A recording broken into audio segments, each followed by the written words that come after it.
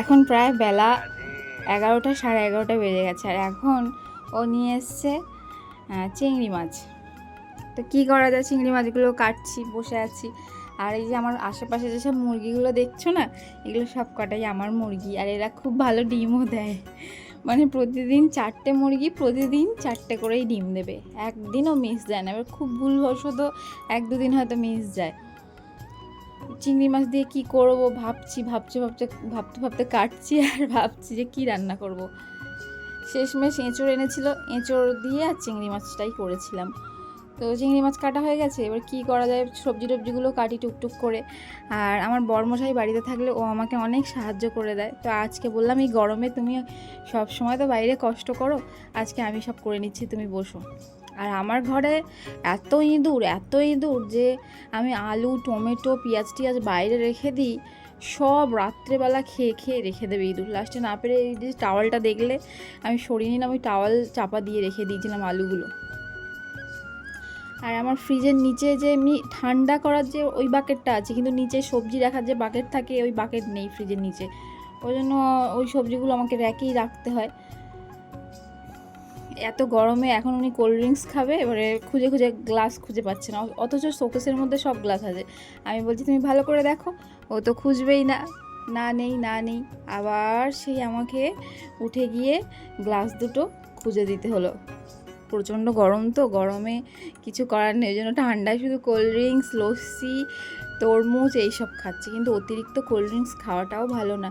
আর আজ গেছিলাম, মানে রান্না খাওয়া দাওয়ার পরে আজ আমার জীবনের বলতে পারো একটা অনেক বড় স্বপ্ন পূরণ করতে গিয়েছিলাম। মানে এখনও পার্মানেন্টভাবে না, যদিও টেম্পোরারি। তো রান্না বান্না করে নিয়ে একেবারে তোমাদের সামনে এসেছি। রান্না করেছি এঁচোড় চিংড়ি, আর ওখানে উচ্ছে আলু ভর্তা, আর এখানে মা দিয়েছে পটল ভাজা, আর কচু আলু, মাছের ঝোল, আর এটা দিয়েছে চাটনি।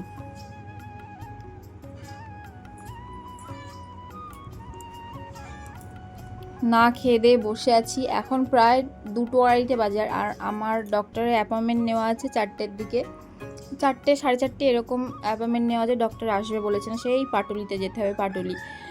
তো আমাদের বাড়ি থেকে পাটুলি অনেকটাই দূর। এখন বসে আছে উনি, ওনার মতো ফোন দেখছে। আমি এখনও ছেলে বাড়ি আসেনি, ছেলে বাড়ি আসলে একসাথে খেয়ে আমরা বেরিয়ে যাব। আর ওর পড়া আছে বিকেলে, ও পড়ে টোর মামা বাড়ি যাবে। বাড়িতে আসে যেহেতু আমরা থাকবো না, ওই জন্য মামা বাড়িতে ওখানেই পড়ে নেবে। বেরিয়ে গেছি, এখন আছি ভোজেরহাট। এটা ভোজেরহাট পেট্রোল পাম্প, ভোজেরহাট না, ভোজেরহাটের ভিতর দিয়ে যেতে হয় হাতিশালা রোড হয়ে। চলে এসেছি অলরেডি, এখনও ডক্টর আসেনি, তাই বাইরে আমরা বসে আছি। আর এই চলে এসেছি, আর এই দেখো আমি তো আমার আনন্দ ধরে রাখতেই পারছিলাম না, কারণ আজকে আমার খুব আনন্দ হচ্ছিল। আমার জীবনের সবথেকে বড় একটা স্বপ্ন পূরণ হলো। কি বলো তো, এই যে আমার সামনে দাঁতের মাঝখানে অনেকটা গ্যাপ ছিল, সেটা ফিল আপ করে আসলাম। আরও অনেকগুলো দাঁতের জন্য গেছিলাম, আবার অ্যাপয়েন্টমেন্ট নেওয়া আছে, যে ডেট দিয়েছে, সেই ডেটে যেতে হবে। তো চলো বাড়ি ফিরছি এখন আমরা, অনেকটাই রাত হয়ে গেছে, 8টা, সাড়ে 8টা বাজে। আমার এই ব্লগটা যদি তোমাদের ভালো লাগে তাহলে একটা লাইক কমেন্ট করে দিও। ধন্যবাদ আমার পাশে থাকার জন্য।